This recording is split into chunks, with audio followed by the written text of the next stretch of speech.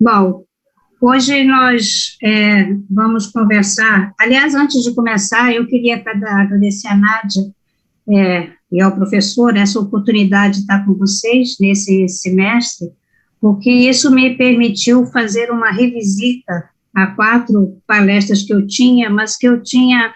A gente prepara uma palestra, você fica às vezes com a sensação, mas não foi exatamente como eu imaginei no início, ou eu não esgotei o assunto como eu gostaria de esgotar. E essa era uma das palestras que eu sabia que eu tinha que revisitar. Obrigada, Nádia. Porque, eu sou a maior interessada nisso, entendeu? E sou interesseira também, porque quero que você traga isso. Porque, nós agradecemos, Rosa. Quando eu fiz essa... Era aí que ele não... foi. Quando eu fiz essa palestra, que eu preparei, tem uns 2 anos atrás, eu sempre fiquei com a sensação de que eu tinha esquecido alguma coisa da parte da nossa doutrina, né? Porque até por um viés de profissão, você acaba indo muito para a genética. E aí eu, escutando uma vez uma palestra do Dr. Décio, lá de São Paulo, da AME de São Paulo, e ele falou exatamente, o nome até era igual da palestra, né? E ele falou e citou várias coisas da nossa doutrina, e eu falei, foi isso que faltou naquela palestra que eu tinha feito. Então, assim, hoje eu estou complementando uma palestra que eu dei em 2019 lá no ICEB mesmo, no nosso ICEB, bom? Então, nosso assunto é epigenética e evolução espiritual. Epigenética é aquela ciência que estuda, né, que a gente sabe, que estuda qual é a relação que existe entre um genoma do indivíduo e os fatores ambientais. De que maneira, sem mudar a constituição do DNA, sem mudar o genoma, a expressão, a resposta ao material genético, ou aquele gene que eu tenho, não é aquela que se esperava. Então, assim, você tem mudanças intracelulares, mudanças de comportamento, mudanças de função, uma predisposição a uma determinada doença que não estava no seu genoma original. Isso seria o conceito da epigenética. E essa mudança, ela viria pelo meio ambiente, pelo seu meio ambiente físico que iria interferir nessa resposta. Isso não é um conceito novo. Na verdade, a epigenética, ela surgiu em 1940, quando esse biólogo Conrad Watson, ele era um embriologista, geneticista, fisiologista, ele observou que nem sempre o que você esperava numa resposta numa irmandade se dava da maneira que poderia ser esperado. Então, ele foi a primeira pessoa que disse, olha, existe uma interação entre os genes e o ambiente, e essa interação faz com que existam fenótipos diferentes, faz com que existam expressões diferentes de uma mesma carga genética. Mas aí, foi na década de 40, década de 50, 60, foi uma época de uma grande evolução da ciência, e onde a gente criou a expectativa realmente que a ciência iria responder a todas as nossas perguntas. Então, entre 50 e 60, a gente já veio, né, entre a década de 40 e 60, veio a descrição da molécula do DNA, que o material genético ficava dentro do núcleo, que esse DNA era distribuído pelos cromossomas, né, ou 46 cromossomas, 23 que recebia do pai, 23 que recebia da mãe. Nós aprendemos que esses cromossomas eram uma dupla hélice, que era constituída por bases nitrogenadas, que só 4 bases, né, a timina, a guanina, a citosina, a adenina, que ficaram sendo conhecidas pelas suas letrinhas, só elas, né, eram responsáveis por toda a síntese de proteínas que regulavam toda a nossa diferenciação e função celular, um programa de computador extremamente complexo, e a gente veio o advento, então, do projeto Genoma, e aí nós ficamos com a expectativa que nós iríamos conhecer tudo do nosso organismo. Um gene sintetiza uma proteína, essa proteína tem uma função celular, seja na parte hormonal, seja na diferenciação celular, seja em toda a morfogênese, tudo estaria explicado por essa genética, e aí a gente conhecendo, né, já sabendo quais os 25 mil genes, ou até um pouquinho mais que isso, ou menos, a gente não sabe 100%, nós teríamos todo o conhecimento de como se processa um funcionamento normal do organismo.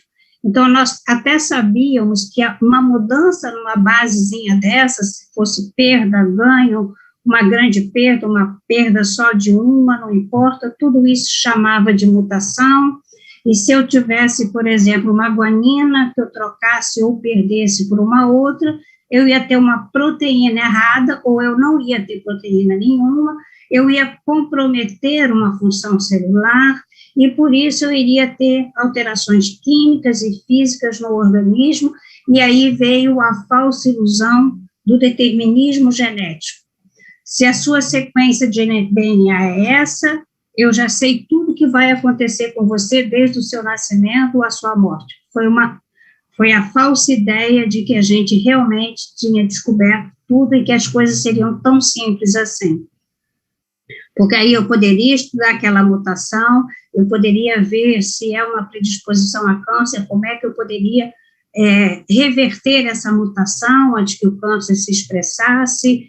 Então, era tudo muito simples, os próprios estudos genéticos e psiquiatria, você poderia já saber se aquela criança na idade adulta iria desenvolver uma patologia psiquiátrica, e você poderia tentar fazer essa correção. Só que o projeto Genoma demorou mais ou menos 2 anos, né? E no final do projeto Genoma, o que nós tivemos? Que mutações no mesmo gene, na mesma sequência, cursavam com expressões clínicas diferentes. Bom, então é difícil falar em determinismo genético se eu já sei que a mutação A pode ter uma expressão B, C, D ou E. Então, alguma coisa não está 100%. Aprendemos também que mutações diferentes em cromossomas diferentes tinham a mesma expressão clínica. Então, como é que eu posso dizer que eu compreendo exatamente o mecanismo dessa expressão clínica, se eu tenho, por exemplo, como diabetes, se eu tenho uma série de variações genéticas distribuídas por praticamente todos os cromossomas que vão cursar um quadro de diabetes? Fica difícil. A susceptibilidade genética para câncer, doenças crônicas, doenças autoimunes, variam de indivíduo para indivíduo, mesmo em gêmeos monozigóticos. Pois se 2 gêmeos compartilham praticamente 100%, a gente nunca fala 100% por causa das mutações, mas 99% do seu genoma, você esperava, se for diabético, o irmão vai ficar diabético, provavelmente na mesma época, mas às vezes não acontecia isso. Às vezes os irmãos eram criados em locais diferentes, com fatores ambientais diferentes, essa expressão era diferente, e às vezes não era tão taxativo, tão obrigatório. Aí veio mais outras questões. Por que indivíduos com o mesmo tipo de câncer respondem de modo diferente ao mesmo tratamento quimioterápico? Ora, se a mutação é a mesma, se o erro é o mesmo, a resposta deveria ser igual ao quimioterápico que eu ia usar. Não. Você, às vezes, tem que estudar a susceptibilidade do indivíduo, tem exames genéticos que você faz para saber se para aquele mesmo tipo de câncer, se você vai usar a terapia A, a terapia B ou a terapia C. Então, não é o genótipo que resolve, né? E por que o mesmo vírus, né, o mesmo vírus, causa sinais clínicos e gravidades diferentes em uma mesma família? Se essa família tem toda uma carga genética semelhante, por que às vezes, né, por exemplo, agora no coronavírus, Por que às vezes a gente se preocupou e se preocupa ainda tanto com os idosos, e aí você, na mesma família, ficam doentes? O pai, a mãe, os filhos e a avó, né, de 90 anos, que todo mundo estava ali preocupado com ela não pegou, né? Embora a gente tenha no início dito, olha, o idoso tem maior possibilidade de evoluir para óbito. Às vezes o neto faleceu, a avó não. Na casa do meu irmão, meu irmão, a esposa, meu sobrinho e a sogra. Meu irmão pegou Covid, a esposa pegou Covid, o filho pegou Covid, meu sobrinho pegou Covid, e a sogra do meu irmão não pegou Covid. Mas todos compartilhavam o mesmo ambiente da mesma casa. O que está diferente? O que faltou para a ciência perceber que havia alguma coisa além disso? Ciência foi estudar, né? Vamos procurar o que poderia diferenciar, então, né? O que poderia interferir na expressão de um gene? Por que a proteína é sintetizada, embora esteja tudo correto, ela não tem sua função normal? Bom, a gente já sabe, foi aprendendo que quanto mais se pesquisa, mais complexo todo o processo não é um processo simples. Mesmo na síntese proteica, a gente vai ver que na própria estrutura do gene, né, quando ele se desespiraliza, existem as proteínas histonas. Então tá. Então, tem coisas que vão agir nas proteínas histonas, se elas não se enovelam da maneira correta, se elas não se desenovelam quando o DNA se desespiraliza da maneira correta, ali pode ter, então, alguma coisa interagindo, né? E o próprio gene é uma estrutura extremamente complexa, porque mesmo no gene, como a gente tem aqui, desse lado aqui, a gente vê que você tem o gene, você tem dentro do EN, você tem os exons, que são as regiões ativas, você tem os introns, que ligam um exon ao outro, você tem genes que têm um número pequeno, você tem genes que têm mais de 700 exons, são genes maiores, e você pensa que quanto mais você tem número de exons e introns nesses genes, maiores áreas você tem de erro e de regulação. Então, não é uma coisa assim tão simples como a gente talvez tenha inicialmente iniciado. E existem muitos pontos, né, onde pode haver interação. Nós aprendemos que os genes podem ser ativados ou desligados. Então, aí está uma das explicações. Por que às vezes você tem indivíduos com o mesmo genoma, mas uma expressão clínica diferente? Porque algo liga ou desliga esses genes. Mas o que liga e desliga esses genes? A gente pode explicar pela genética, existe um sistema de metilação, que se você pega uma base inativa, aquela base, porque você bota um grupo metila ali, e aí você bloqueia a ação do gene. Tá bem? Mas quem regula isso? Vocês estão compreendendo? O que eu quero dizer para vocês é que quanto mais a gente vai buscando entender, mais a gente vai percebendo que existe algum regime de controle. Mas aí a gente descobriu também que a gente sabe que a gente tem dois tipos de moléculas de material genético, o DNA, que tem dentro do núcleo da célula, e que tem o DNA das mitocôndrias. A gente sabe que tem o RNA, que é o ácido ribonucleico, e aí você tem uma molécula que é transportadora de aminoácidos, uma molécula que a gente chama de RNA mensageiro, porque é aquele responsável por ir lá dentro do núcleo, ler o DNA, saber o que tem que fazer, traz essa informação para dentro do citoplasma da célula, e aí você tem um RNA ribossomal, mas aí se descobriu que além dessas moléculas de RNA, existem micromoléculas de RNA que são reguladoras da própria síntese proteica. Então, são moléculas pequenas, por isso são chamadas de microRNAs, que não agem na síntese proteica, mas que regulam a expressão gênica, a proliferação, a morte celular, tem ação na imunidade, tem ação no câncer. Então, assim, só que vai ficando cada vez mais complexo.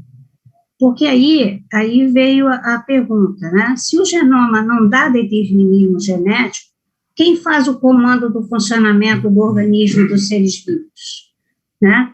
Então, eu já sei que eu posso sintetizar tudo normalmente, mas que tem fatores ambientais físicos, como a exposição a substâncias tóxicas, fatores mutagênicos, são os fatores tóxicos ambientais, vírus, radiação, mas eu tenho que reconhecer que o ser humano encarnado, ele é muito mais do que seu corpo físico.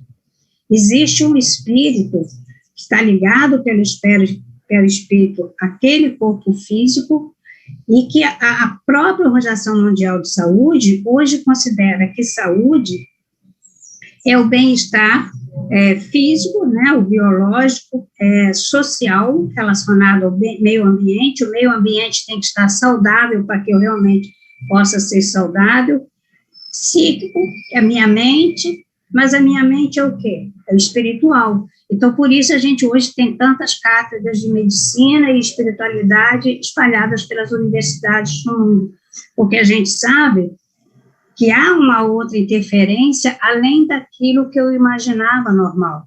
Existe uma regulação nessa expressão do meu genoma que extrapola o corpo físico. Então, hoje eu sei que interferências físicas e psíquicas também vão modificar a expressão desses genes. Então, assim, houve uma outra pergunta que o código genético nunca respondeu, né?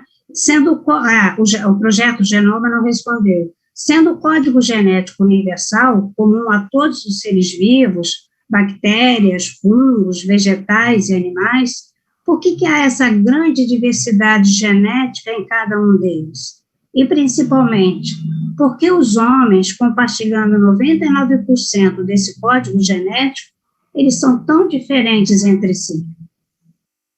Essa pergunta nunca achei dentro dos livros de genética, mas está na Gênese. Lá no capítulo 11, na Gênese espiritual, no item 5, ele fala que a matéria tem uma vitalidade independente do espírito, e o espírito tem uma vitalidade independente da matéria. Portanto, evidente se torna que essa dupla vitalidade repousa em dois princípios diferentes. Nós somos espíritos, um princípio diferente, ligado a um corpo físico, que é matéria, um outro princípio diferente, ligado através do perispírito. Então, hoje, né, nós podemos compreender que existem fatores ambientais físicos e psicoespirituais que podem interferir no desenvolvimento, no funcionamento do organismo em qualquer época da vida, desde a gestação até o último dia da vida na Terra, que nós estamos, né? Então, eu já falei sobre isso uma vez, então, assim, esses fatores, essa interferência do ambiente pode ocorrer já na vida intraútero, levando ao retardo de crescimento, ao déficit intelectual, às malformações congênitas, em uma criança que tinha um genoma normal. Então, toda a carga genética que ela recebeu do pai e da mãe são normais, mas é preciso que ela, de alguma maneira, expresse algum comprometimento do seu desenvolvimento. E assim como também em qualquer época da vida.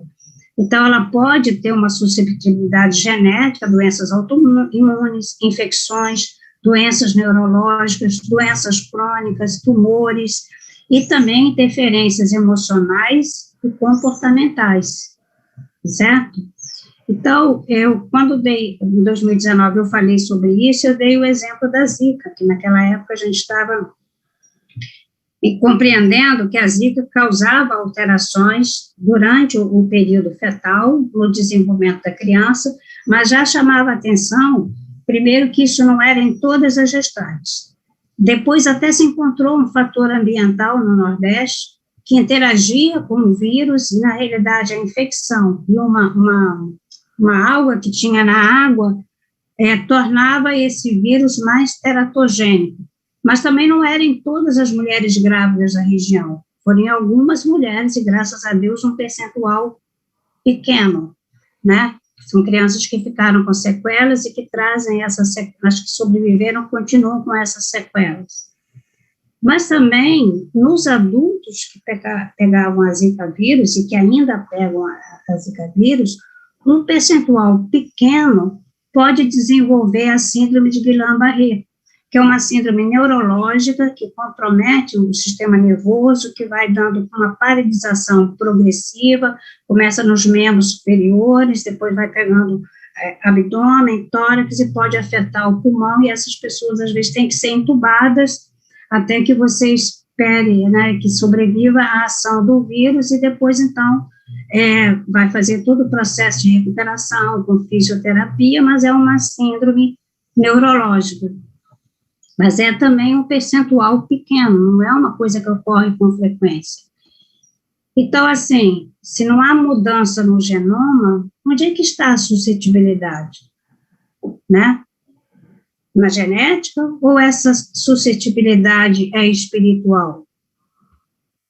Né? Como é o exemplo atual, essa variabilidade da expressão clínica do coronavírus, da doença COVID, numa mesma família. Então, a gente não pode, a gente tem que entender que, na realidade, essa sensibilidade é do indivíduo que está ali encarnado, ela é muito mais relacionada, talvez, a uma programação de vida do que propriamente a sua carga genética. Eu não estou dizendo que a gente desculpem, em relação à Covid, todos temos que tomar vacina, todos temos que fazer isolamento social, não estou dizendo que existe determinismo na Covid, não existe. Muitas vezes a pessoa pega a Covid não porque isso estivesse programado na sua programação reencarnatória. A pessoa pega a Covid por um erro agora, porque não se cuidou, porque foi para a festa, porque não se preservou e não fez o cuidado necessário para não pegar a Covid. Então, a pessoa que pega a Covid, isso não quer dizer que isso foi uma predisposição que já estava determinada pelo mundo espiritual. Em princípio, existe uma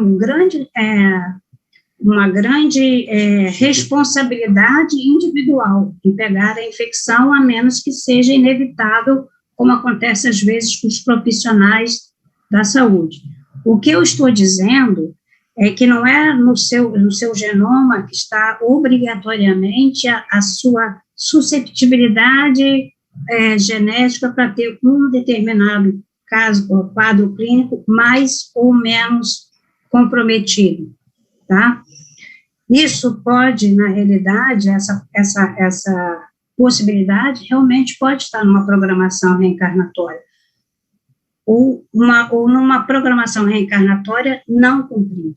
Porque quando nós fazemos os nossos compromissos reencarnatórios, a gente sabe que entre eles está a obrigatoriedade de conservar o corpo saudável, amar o próximo, cuidar e respeitar o meio ambiente. Então, se eu voluntariamente não faço tudo aquilo que eu sei que pode evitar que eu pegue a Covid, eu sou o único responsável, mas isso não tinha nada a ver com programação anterior. Tem muito mais a ver com como é que eu me comporto no meu autocuidado e como é que eu me respeito como ser encarnado que tem uma programação reencarnatória a cumprir. Desculpe, aqui correu. Então, aí a gente pode dizer assim, poxa, mas a gente não tinha conhecimento disso? Não, a gente tinha. Se a gente for lá na filosofia oriental, ou se a gente passar por Hipócrates, a gente vai ver que sempre se falou na responsabilidade, na prevenção, de que cada um era responsável, em parte, pela sua saúde. Mas na própria codificação espírita, né, que foi no Evangelho segundo o Espiritismo, que, aliás, o Conte falou muito bem. Conte, eu vou mandar um recado para o Conte, eu juro que eu vou estudar eu vou tentar chegar num ponto de compreender toda essa discussão filosófica dele sobre a física. É muito boa, né? Mas a gente fica com uma sensação de que deixou de estudar alguma coisa lá para trás que devia ter estudado mais. Então, assim, Jorge, esse espírito, eles nos diziam que a necessidade do cuidado do corpo, que segundo as alternativas de saúde e de enfermidade, influi de maneira muito importante sobre a alma, que cumpra se considere cativa da carne, para que essa prisioneira viva, se expanda, aqui poderia ser até o prisioneiro espírito, e chegue mesmo a conceber as ilusões da liberdade, do progresso, tem de estar são, o corpo tem de estar são, disposto e forte. Então, em 1863, nós já aprendemos que a responsabilidade de ter o corpo são, disposto e forte era, em parte, minha, era, em parte, do ser que estava encarnado. Então, eu falo muito sobre genética e doutrina espírita, porque, na realidade, para mim, né, porque eu cheguei na doutrina espírita, né, fiquei namorando a doutrina espírita há muitos anos, né, que eu sempre já contei essa história, eu recebi o livro, ganhei o livro dos Espíritos em 1970, mas eu só me assumi como espírita em 1994, perdi 24 anos, né, mas tudo bem,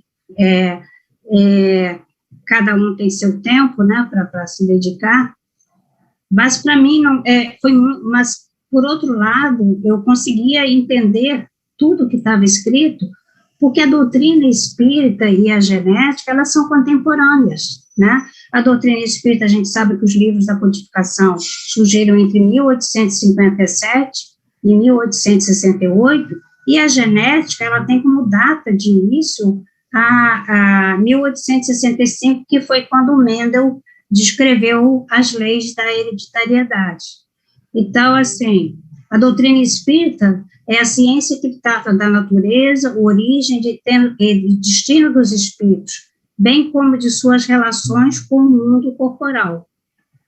E a genética é a ciência que estuda a hereditariedade, expressão, transmissão dos genes, sua interação com o meio ambiente. Então, uma nos explica que somos como espíritos, e outra nos explica o que somos como corpo físico, tá certo? E falar sobre epigenética, a gente sabe que as duas, né, na realidade, assim, elas também surgiram no mesmo tempo, no meio espírita e na ciência, porque eu falei para vocês que a epigenética, essa interação entre o meio ambiente e a expressão dos genes, na realidade, ela foi citada em 1940, Está bem que ela ficou esquecida, ela foi deixada de lado porque se teve a falsa ideia de que o projeto Genoma iria responder a todas as perguntas. Só que não respondeu. E aí a epigenética foi, vamos dizer assim, revisitada. Mas se a gente for lá no Consolador, que foi publicado em 1940, e a gente ler os itens, né, as perguntas 35 a 41, a gente vai dizer que essas perguntas, que foi publicada em 1940, falavam exatamente sobre essa interação entre a genética e o mundo espiritual, né? Vou ler só do item 35. A genética está submetida às leis puramente materiais, né? Era só física. Mas a resposta de Emmanuel, né? Vocês lembram que o livro foi ditado por Emmanuel, psicografado por Chico Xavier, a resposta dele foi a seguinte: as leis da genética encontram-se presididas por numerosos agentes psíquicos que a ciência da Terra está longe de formular dentro dos seus postulados materialistas. Esses agentes psíquicos, muitas vezes, são movimentados pelos mensageiros do plano espiritual, encarregados dessa ou daquela missão, junto às correntes da profunda fonte divina. Eis porque, aos geneticistas, comumente se deparam incógnitas inesperadas, que deslocam o centro das suas anteriores ilações. Então, assim, vocês veem que em 1940, como existe uma mesma época que o mundo espiritual se posiciona, que o mundo físico também se posicionou, mas nós somos extremamente vaidosos, né, orgulhosos, e ainda buscamos achar que poderíamos obter as respostas para tudo através da ciência. Só que hoje, eu diria que hoje não. Na verdade, desde a mesma época do Projeto Genoma, né, desde 1990, as ciências espiritualistas, elas vêm crescendo muito na humanidade. Então, hoje você tem mais de 100 revistas, revistas médicas que falam sobre medicina e espiritualidade. Então, assim, do ponto de vista espiritual, nós sabemos que o espírito renasce em um novo corpo físico, que é resultado da interação entre as características genéticas herdadas dos pais e as características carreadas pelo perispírito, resultante das reencarnações anteriores para vivenciar expiações, situações programadas na eternidade pelas quais teremos de passar, que nos ajudarão a aprender a evoluir. Essas expiações, se elas precisarem, isso não é obrigatório, que se expressem através de um comprometimento que envolva uma mutação genética, ela pode ocorrer, mas ela pode receber um genoma normal e qualquer exposição, como exposição ao vírus, ter os comprometimentos necessários para vivenciar essa nova reencarnação. Nós sabemos que temos provas são situações programadas na erraticidade que poderão variar de acordo com o indivíduo, de acordo com o indivíduo se comporta na sua relação com o meio ambiente, consigo mesmo e com o próximo. Então, eu posso dizer que eu tenho uma epigenética, que eu já nasço também, uma forma de epigenética espiritual. Eu posso vir com a prova e eu posso tornar essa prova vai ser mais grave ou mais leve, de acordo com o meu próprio comprometimento, da maneira como eu vou me comprometer, ela vai ser variável. Então, é uma epigenética espiritual. Eu posso solicitar missões ou aceitar missões que me forem sugeridas e aceitas, e muitas vezes, para essas missões, eu posso ter que ter um comprometimento no meu próprio desenvolvimento físico, ou psíquico, ou mental. Então, terei vários mecanismos epigenéticos para que isso possa acontecer. E a gente não pode deixar de falar, eu falei sobre a variação de comportamento dos homens hoje em relação à Covid. Na realidade, isso é em relação a tudo, a maneira como eu me comporto, como eu interajo com o meio ambiente, se eu cuido ou não do meio ambiente, eu posso estar adquirindo dívidas, que podem ser resgatadas ou não ainda nessa vida. Então, a gente sabe que a gente renasce com uma interação entre o nosso genoma espiritual, o nosso genoma físico, mas em qualquer época da minha vida encarnada, eu posso ser exposto a um fator ambiental que pode me conduzir a uma prova necessária, dependendo do meu próprio comportamento. Retorno ao mundo espiritual, né? Faço toda a minha revisão, reprogramo a minha reencarnação, e em todas essas etapas, né? Em todas elas, eu vou estar sempre interagindo com o ambiente, com o meio ambiente da natureza, com o meu ambiente psíquico, com o meu ambiente familiar, com o meu ambiente na minha área de trabalho. Então, assim, eu vou estar vivenciando a vida e sabendo, com consciência, que parte do meu bem-estar físico e psíquico é de minha própria responsabilidade, da maneira como eu me comporto em cada uma dessas etapas. Então, eu posso dizer que eu tenho uma genética física, são genes transmitidos pelos pais, trazem informações necessárias para me determinar características que são físicas, como sexo, cor de pele, cor dos olhos, uma série de condições que são fixas, né?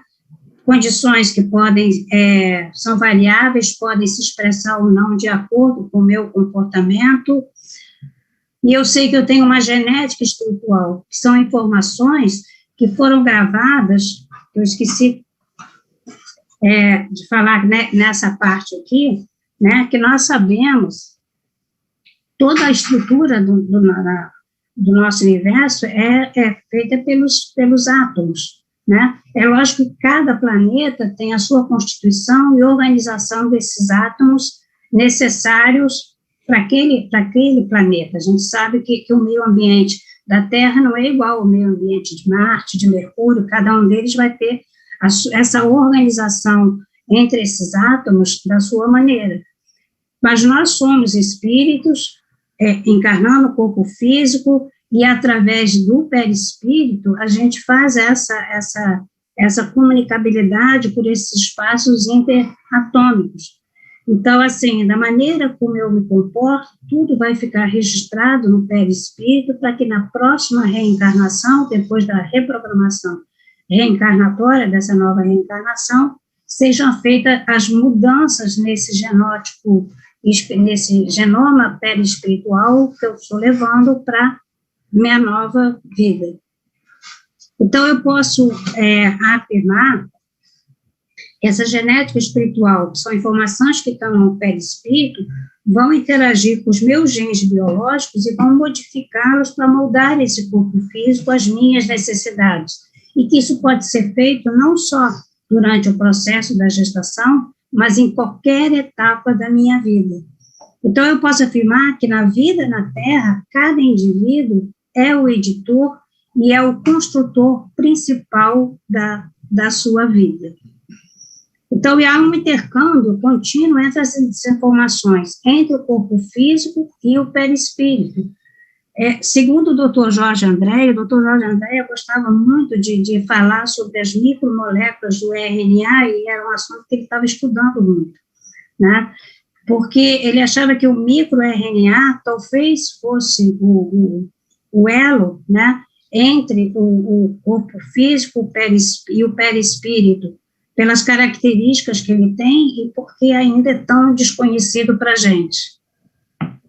Mas eu sei que a gente sabe que durante toda a nossa vida encarnada, as autoagressões que a gente faz ao corpo físico, cigarros, bebidas, uso de drogas, tudo isso vai ficar registrado no perispírito, o meu comportamento também, né? Se eu sou mais agressiva, menos agressiva, as agressões que eu faço ao próximo, ao meio ambiente, tudo também vai ficar registrado no perispírito.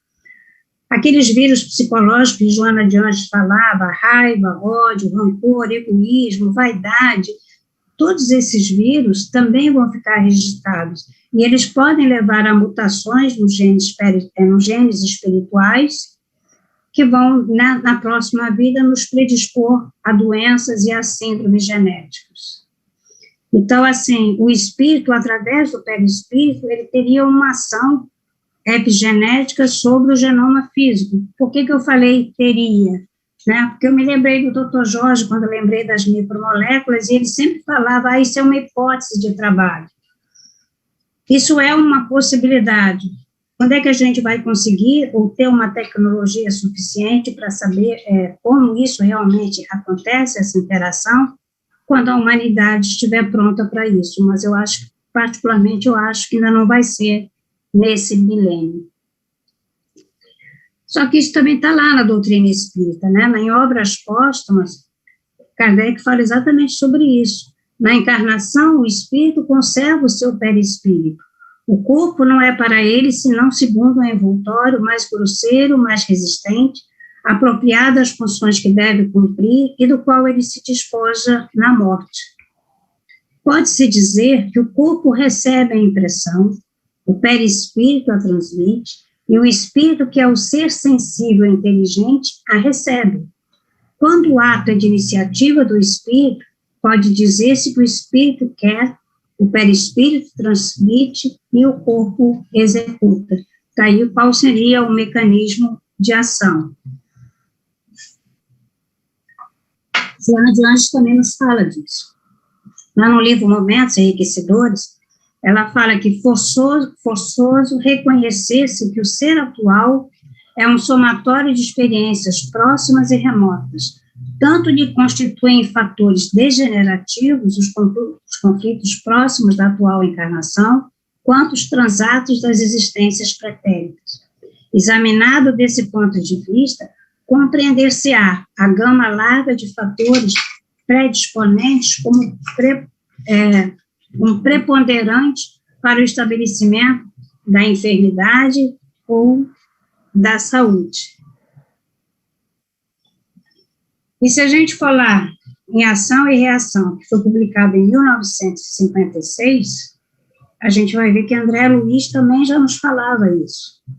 Ele falava que nesse capítulo 7, Conversação Preciosa, um dos mentores de André Luiz fala que eu esqueci o nome agora, a alma humana é uma consciência formada retratando em si as leis que governam a vida, e por isso já dispõe até certo ponto de faculdades com que influir na genética, certo? Olha, em 1956, nem o cariótipo humano estava descrito ainda. Nessa época, a gente não sabia ainda nem quantos cromossomas a gente tinha. Tem tanta coisa que foi antecipada pela doutrina espírita, mas eu acho que eram coisas que a gente lia e não prestava atenção, porque muita coisa a ciência foi demonstrando só com o tempo. Então, aqui ele já falava que o meio ambiente podia influir na genética, modificando-lhe a estrutura, porque a consciência responsável, ela herda sempre de si mesma, quer dizer, o espírito é sempre herdeiro de si mesmo, ajustado às consciências que lhe são afins. Nossa mente guarda consigo em germe os acontecimentos agradáveis ou desagradáveis que a surpreenderão amanhã, assim como a pevide minúscula encerra potencialmente a planta produtiva em que se transformará no futuro. Nádia, eu não sei nem que horas são. Que horas são? Na verdade, doutora Rosa, o seu tempo acabou, mas eu estava vendo que a senhora estava terminando, né? A senhora depois vai fazer o intervalo, a senhora vai retornar ou a senhora vai eu preferi ir direto. Porque eu percebi que a senhora tem um outro compromisso, né? Então eu prefiro ir direto e se não der tempo para as perguntas, o pessoal pode mandar as perguntas por e-mail depois que eu respondo. Ok, então continue, por favor. Então tá. Missionários da Luz, a gente tem toda uma exemplificação prática, né? Se a gente falar no capítulo 12 e capítulo 13, existe toda uma exemplificação prática de como são feitas essas mudanças necessárias para preparar o corpo físico para a reencarnação. E ele dá o exemplo, a reencarnação de Sigismundo. A gente vai entrar em uma outra coisa, que a gente está falando muito como se fosse tudo só físico, alterações físicas, não. A gente vai falar também que a mente também tem esse poder, né, de interferir na expressão dos nossos genes. Então, naquela reencarnação de Sigismundo, quando o pai, né, que viria a ser o pai de Sigismundo, Adelino, ele ainda não estava aceitando a ideia de ter o Sigismundo como filho, né? E houve todo um trabalho que foi feito, é só reler os capítulos que vocês vão ver, todo o trabalho que o mundo espiritual teve que fazer para que houvesse essa reharmonização entre eles e o Sigismundo pudesse renascer. Então, lá nesse trechinho, eles falam que o pensamento envenenado de Adelino, o poder do pensamento, destruía a substância da hereditariedade, intoxicando a cromatina dentro da própria bolsa seminal. Então, o pensamento de Adelino estava destruindo o material genético dos espermatozoides, porque ele foi difícil de convencer que ele teria que ser o pai dele. Ele poderia atender aos apelos da natureza, até entregando sua união sexual, mas não atingiria os objetivos sagrados da criação, porque pelas disposições lamentáveis de sua vida íntima, estava aniquilando as células criadoras dos espermatozoides ao nascerem, e quando não as aniquilasse por completo, intoxicava os genes do caráter, dificultando-nos a ação. Então, mostrando como o pensamento também pode interferir de uma maneira negativa na expressão dos genes. Então, assim, eu queria também falar, são dois pontos que eu ainda quero tocar. São que horas? Tocar. 50 minutos.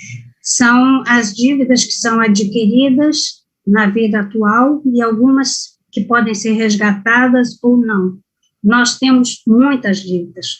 Nós, né, como brasileiros, eu me considero brasileira, porque sou uma brasileira naturalizada, eu não nasci aqui, mas eu sou brasileira por opção. Nós estamos adquirindo dívidas com o nosso próprio meio ambiente, na maneira que nós voltamos a usar agrotóxicos que já são proibidos no exterior, né, e que estão voltando a ser usados no nosso país. Então, nós estamos voluntariamente, como povo, desmatando e usando, envenenando os nossos alimentos, os mesmos alimentos que nós mesmos iremos consumir. Então, existe uma série de fatores ambientais que agem como mecanismos epigenéticos. A poluição, a radiação solar, a alimentação errada, cigarro, álcool, drogas em geral, e os disruptores endócrinos que são cada vez mais ativos.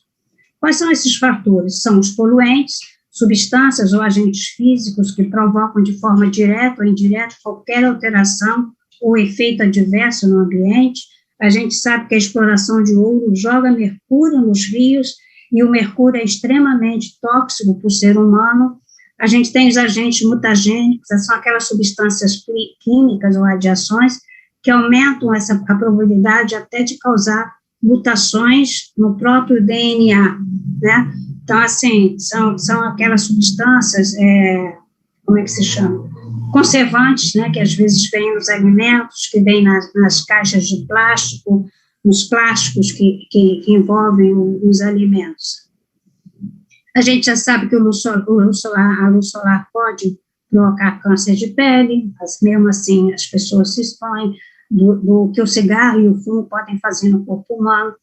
Então, assim, existe uma série de fatores que podem interferir diretamente no gene, levando a mutações, predispondo a câncer, ou alterações na própria expressão desse genoma. E os disruptores endócrinos são substâncias químicas, orgânicas ou inorgânicas, né, os agrotóxicos, principalmente, e os conservantes e os aditivos para dar cor nos alimentos e nos objetos, que promovem alterações no sistema endócrino e nos hormônios. Eu sempre dou o exemplo do hipotireoidismo, sempre relembro que o TSH e o T4 livre viraram exames obrigatórios na infância, já no teste do pezinho, depois na infância, mas viraram também na terceira idade, porque a gente vai somando a exposição a esses elementos que são tóxicos aos nossos organismos, e essas substâncias que são chamadas de disruptores endócrinos, a maior parte delas relacionadas aos próprios agrotóxicos, elas competem com o receptor do TSH. O TSH é o hormônio que comanda a função da tireoide, mas essas substâncias tóxicas, elas têm o mesmo formato. Então, elas se agarram ao receptor da tireoide, o TSH não entra na célula da tireoide, ele vai aumentando progressivamente, e a tireoide progressivamente vai diminuindo a sua função, levando ao hipotireoidismo. Por isso que se virou um exame obrigatório em toda na faixa, em todos, assim, a partir que a pessoa faz, entra nos 50 anos, a partir de 50 anos, passa a ser obrigatório o exame preventivo desses dois hormônios. Nós temos também exemplos de substâncias que interferem na expressão. Eles não causam mutações genéticas, mas eles interferem no que seria a ação protetora do nosso organismo contra essas substâncias tóxicas.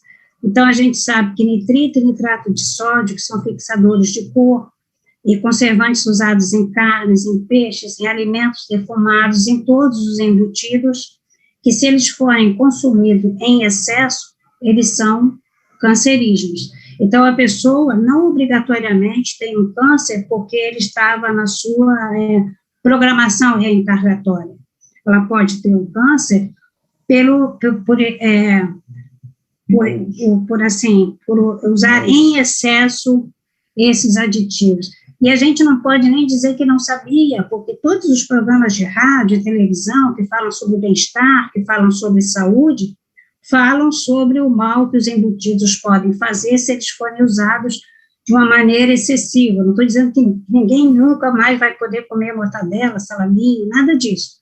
Eu estou dizendo que isso tudo pode ser consumido, sim, mas de uma maneira mais, diria, social, esporádica, que não deve ser a rotina da alimentação. E aí eu pergunto para vocês, se nós somos informados pelos meios de comunicação, por que a gente não muda?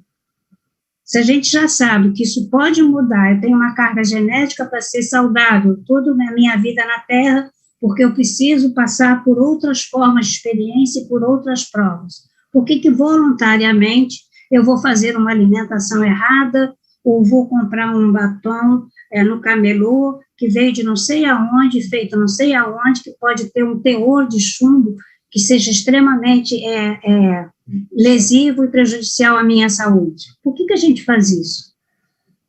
Pode ser que a gente não tenha desenvolvido uma inteligência emocional que nos previna contra os vícios, ou ainda nós somos potencialmente suicidas indiretos, mas aí cada um faz a sua autoavaliação e dá a sua resposta. Mas eu gostei muito dessa página do Leon Denis, coincidência eu li, foi pela internet mesmo, quando eu estava preparando a palestra, e ele me chamou a atenção, eu parei e li. Então, ela foi publicada nesse livro Depois da Morte. Ele fala o seguinte: lembra de que a vida é curta. Enquanto ela durar, esforça-te para adquirir o que vieste procurar neste mundo, o verdadeiro aperfeiçoamento. Possa teu ser espiritual daqui sair melhor e mais puro do que quando entrou. Luta corajosamente contra as paixões ruins, luta pelo espírito e pelo coração, corrige teus defeitos, adoça teu caráter, fortifica tua vontade, eleva-te pelo pensamento acima das vulgaridades terrestres. Lembra-te que tudo que for material é efêmero. As gerações passam como vagas do mar, os impérios esboram-se e acabam, os próprios mundos perecem, os sóis extinguem-se, tudo foge, tudo se dissipa.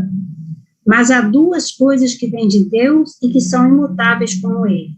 Duas coisas que resplandecem acima da miragem das glórias, que são a sabedoria e a virtude. Conquista-as por teus esforços, alcançando-as, elevar-te-ás acima do que é passageiro e transitório, para só gozares o que é eterno. Sabedoria a gente adquire estudando, tentando se informar, saber o que a gente ainda não aprendeu, o que dá tempo ainda para a gente aprender. A boa virtude do amor ao próximo, de se cuidar e de cuidar do próximo, me fez lembrar da síndrome de Down, porque tudo que eu falei até agora, eu falei assim, eu estou com uma ideia assim, meio desviada, porque na realidade, quando a gente fala em interação de expressão genética, a gente pode ter uma interação também para uma boa expressão, né? A gente sabe o que a fé, a espiritualidade tem de positivo no nosso bem-estar.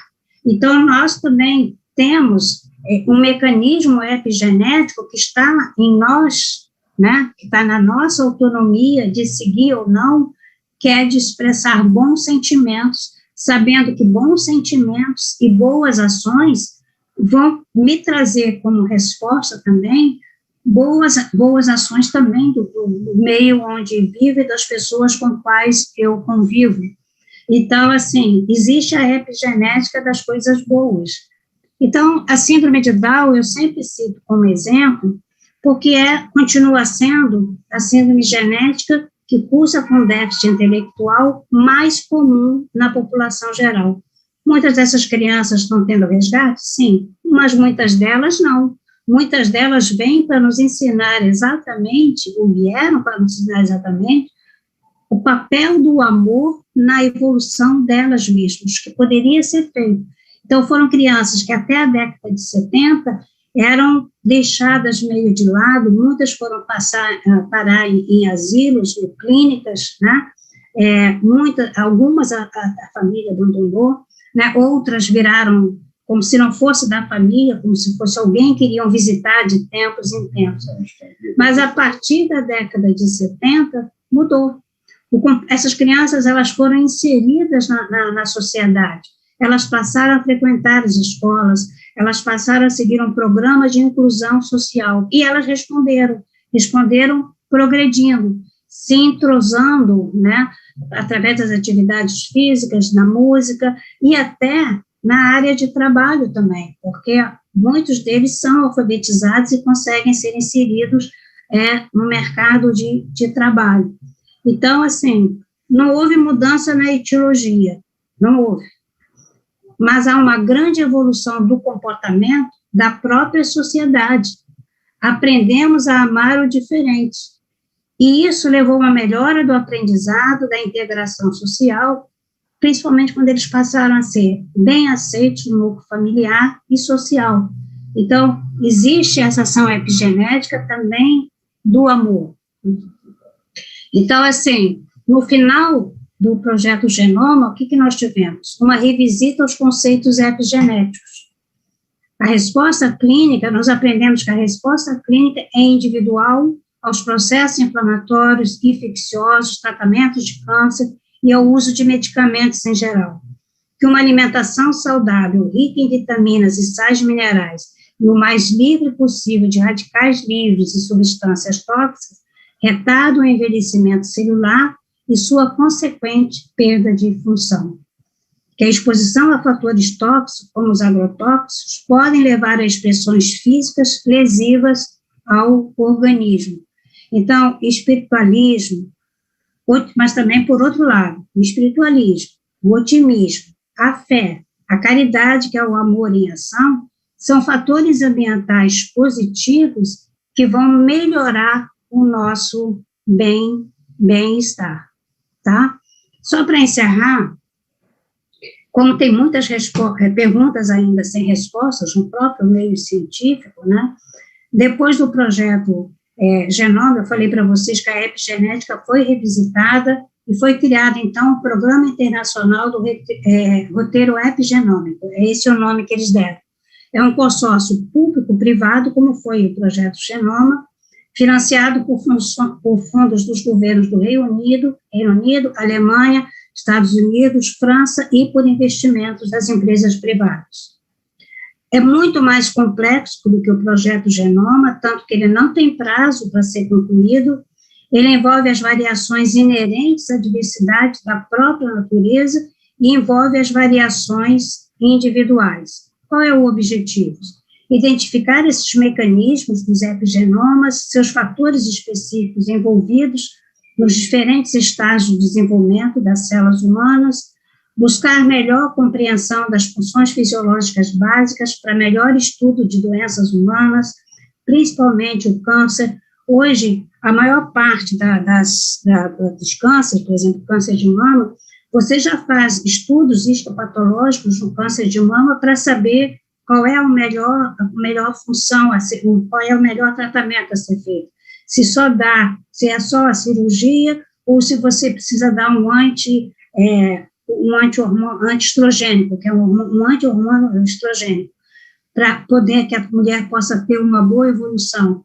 Hoje, você faz o estudo genoma do portador de AIDS e você já vê, pelo estudo do genoma dele, qual a melhor terapia antiviral a que ele vai responder, né? E assim também para alguns tipos de tumores, de câncer. Antes de começar a terapia, você estuda o genoma do indivíduo que vai ser tratado, estuda o genoma do tumor, e aí você vê qual o melhor hormônio que você pode usar. E vão sendo desenvolvimento de novas terapias. Qual é o problema? O problema para a ciência é que sem a gente colocar que existe uma outra força, né, dentro do próprio indivíduo, que interage com o seu genoma e que interage com a sua expressão gênica, enquanto a ciência não aceitar que existe, que existe o espírito, né, alguns autores estão indo pelo caminho. A gente lê muito isso nas revistas que publicam artigos de espiritualidade, medicina e espiritualidade. mas eles estão ainda como se seria um poder extrasensorial da mente do indivíduo. Para nós espíritas é muito fácil compreender que esse poder extrasensorial, que a mente, na realidade, fica no compartimento que seria extrafísico, próximo ao indivíduo. O que é isso, senão o próprio espírito? Para nós ainda fica muito mais fácil compreender, mas eu acho que a própria evolução da ciência vai nos conduzindo a isso. Era isso que eu queria trazer para vocês.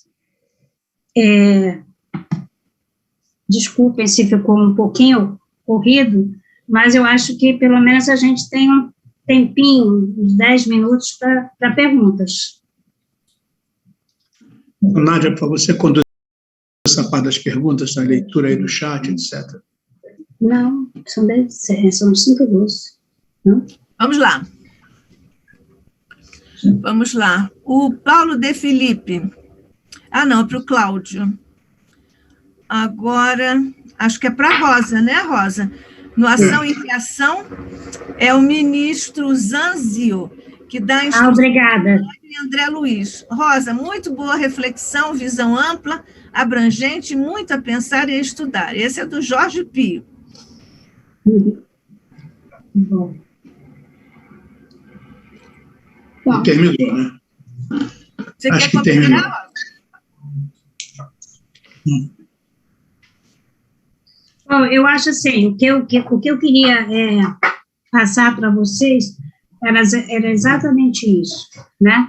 Que a epigenética, né, que a ciência humana estuda em relação a por que dois indivíduos com o mesmo genoma têm respostas diferentes a terapias, por que você tem gêmeos que às vezes têm comportamentos tão diferentes, que isso tudo, na realidade, está muito mais relacionado às características do espírito, e que o espírito, ele vai interagir, né, também na sua expressão genética.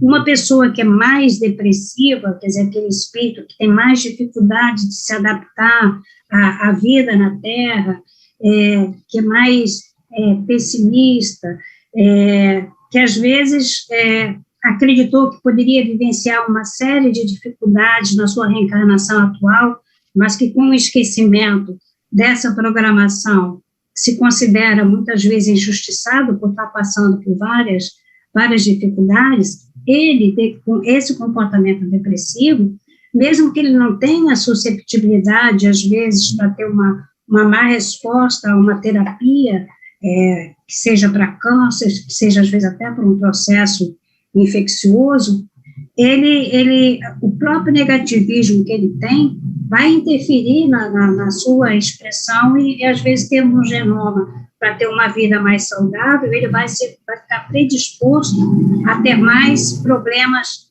físicos do que poderia ter, que é de responsabilidade dele mesmo, né? Por outro lado, a gente sabe, a pessoa que é mais otimista, ela vai passar por várias provas, como todos nós vamos passar por várias provas, porque foi por isso que nós viemos para cá. Viemos para passar todos nós passamos por provas, expiações e missões.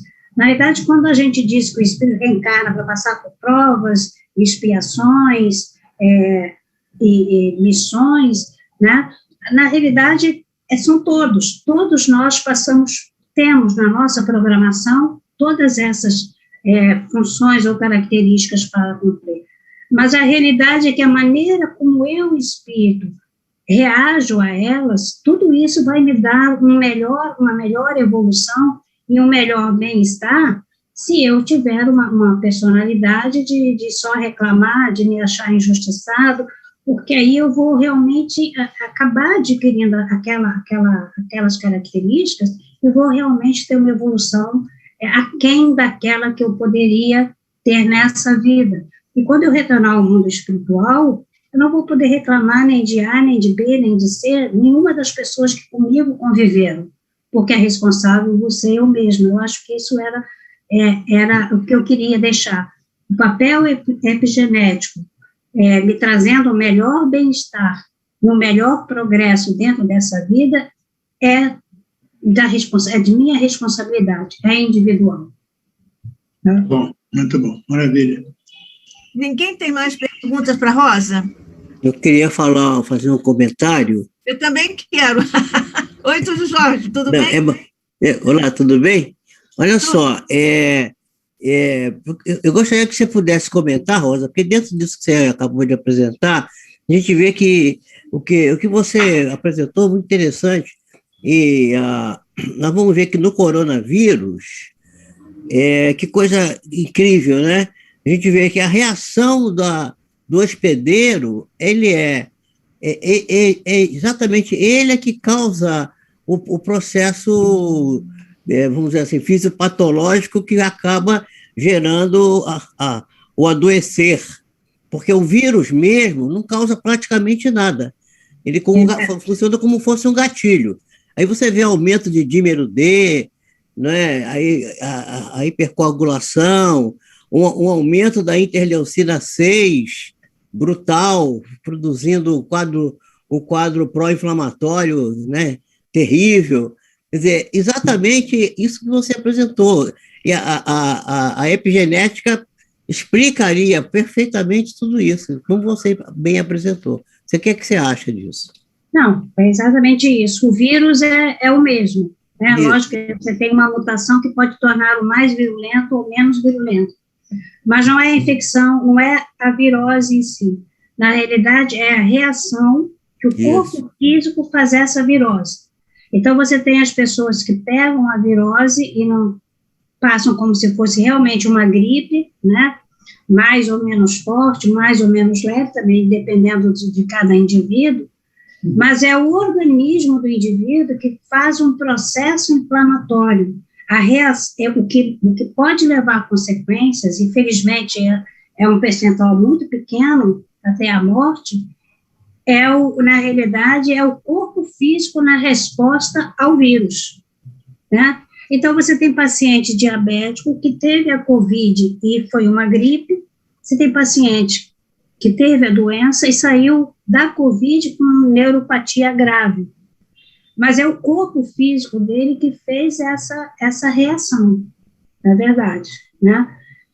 Existe uma susceptibilidade genética para isso? Talvez exista, sim, né?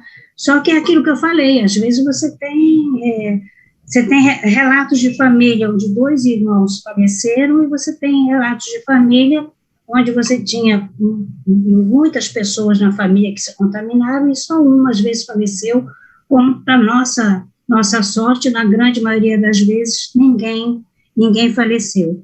Agora, por que existe toda essa reação física ao mesmo vírus?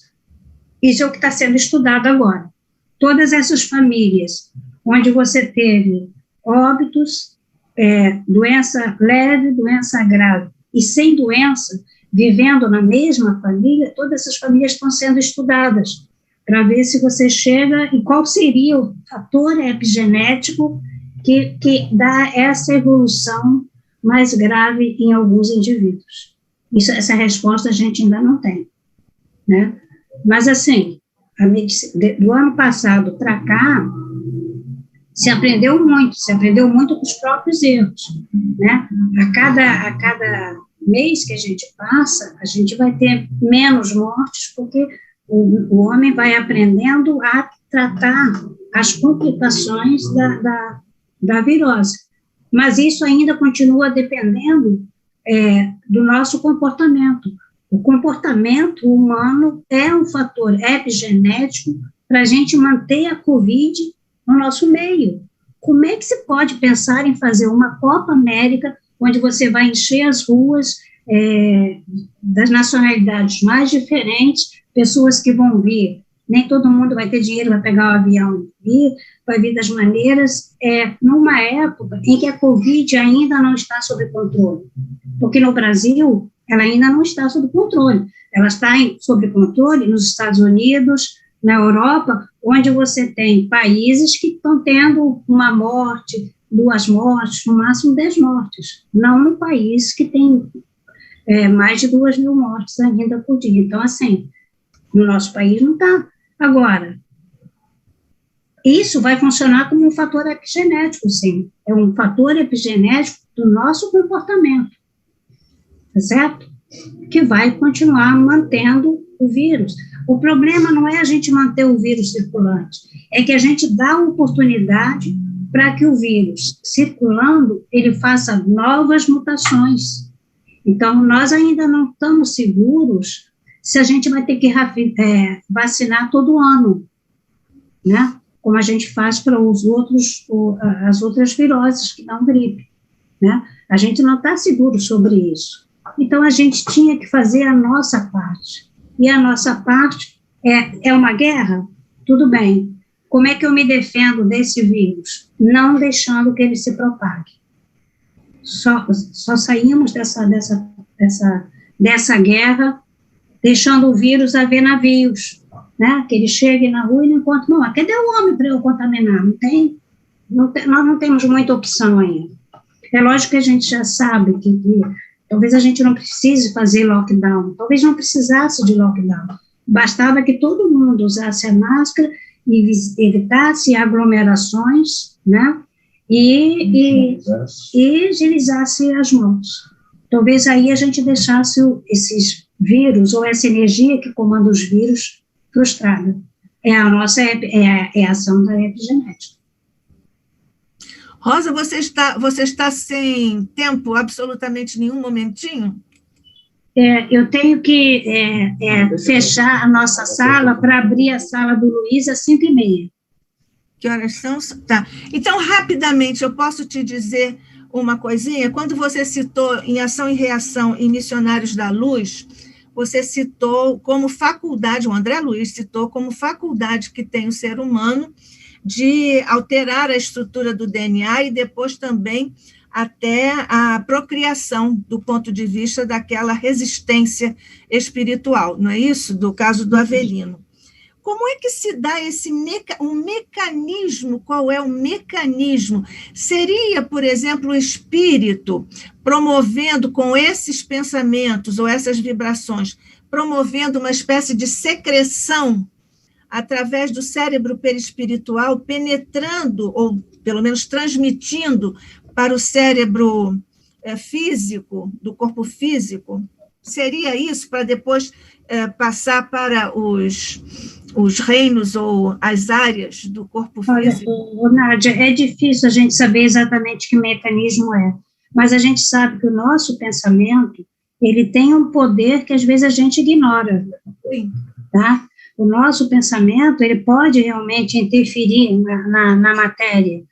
Eu acho que naquele exemplo dele, o ódio que o Avelino ainda tinha daquele espírito que iria reencarnar era tanto que ele, vamos dizer assim, ele envolvia todo o magnetismo dele, toda a força magnética que ele tinha em lesar os espermatozoides, em lesar o genoma. Tudo no nosso organismo é ligação química, né? A gente sabe que se você pega uma célula e coloca na irradiação, quando você for analisar aquela célula, eu posso falar pela citogenética, né? Se você irradiar os cromossomos, quando você for estudar os cromossomos, você vai encontrar uma série de quebras. O magnetismo não deixa de ser uma forma de irradiação. É uma força que a gente ainda não conhece muito, mas a gente sabe como os pensamentos negativos podem ser lesivos, né? Para a própria pessoa que os emite, e se a pessoa entrar em sintonia com você, para a própria pessoa para a qual você os emite também. A gente sabe que isso existe. Como é que a gente vai demonstrar essa ação dessa força magnética? Eu não sei, mas a gente sabe que radiação leva a mutações. A gente sabe que a gente foi de uma era, eu pelo menos, né, fui de uma era, em que a gente ali na década de 60, a gente ia para a praia e não usava nem protetor solar, e pelo contrário, quando começou a usar protetor solar, começou a usar um bando de substâncias que não eram nem recomendadas. O que aconteceu? A gente tem um sistema de DNA que você irradia a pele, você quebra, faz uma mutação genética no seu genoma, esse sistema de reparação de DNA vai lá e corrige. Olha como a regulação que a gente tem no organismo é de uma inteligência, só pode ser divina, né? Então, a gente tem um sistema de reparação de DNA, ele vai lá e corrige. Só que aí, essa exposição se fica crônica.